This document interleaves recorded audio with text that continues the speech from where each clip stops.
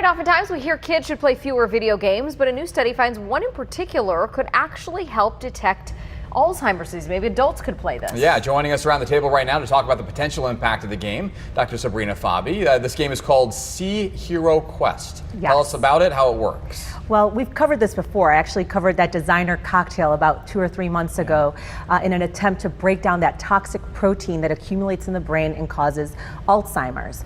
And we talked about ways to detect Alzheimer's, and we even talked about scanning the brain, but that it's sometimes not very cost effective because it's so expensive, insurance companies won't cover it. And so there's always people trying to find ways to detect this disease earlier. And because we know with Alzheimer's that by the time you get diagnosed, you already have more mild dementia. You may be 3 to even 11 years out from dying. They're always looking for ways to diagnose the condition 10 to even 20 years before it actually manifests. And that's what we're seeing with Sea Hero Quest. Okay, so talk to me about the game itself. Yes. How does the video game, like what are people doing on the video game that then translates into a researcher going, wow, I think this means you could have early stage Alzheimer's. Right, so it was initially designed to detect Alzheimer's, mild forms of Alzheimer's. And so this is a virtual reality game in that people are given this boat and they're also given a map, and there's certain points on the map that they're supposed to get to. And then the map is taken away from them and they're supposed to navigate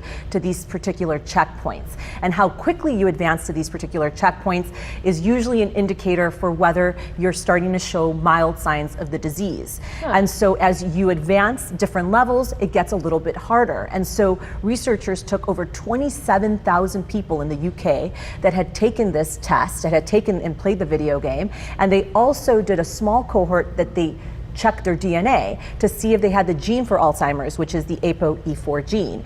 And what they found was that those that had the genetic mutation performed worse on this particular game. So there's definitely a correlation. So what does it mean if they're able to use this game to find the information, right? So you detect cancer early, you can attack it.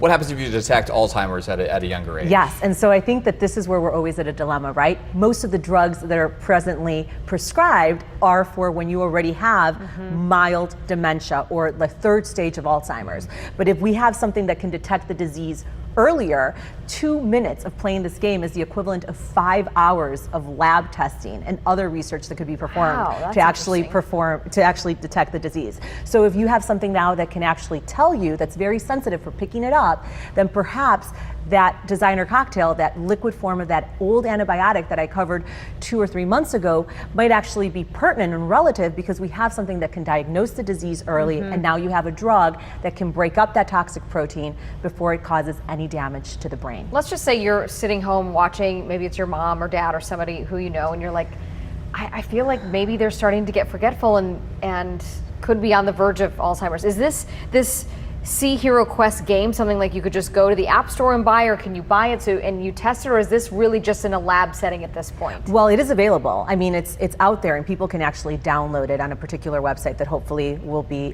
available on Fox's website after this, but it is available. Now, is it something that's sensitive enough that doctors are recommending it? No, not yet, because it hasn't been studied in what we like to see prospective trials, things following people out. So if you detect it and you do something about it, does it actually change quality of life? Those tests still need to be done. But for now, they've captured so much data that at least they know what a baseline of normal results are, so that one day when they go into testing, they can actually detect if something's abnormal, and perhaps we'll have a drug to treat those people. Not quite a diagnostic tool yet, but at least one step in the right forward, direction. All right, Dr. Fabi, always great to have you. Thank you, appreciate it.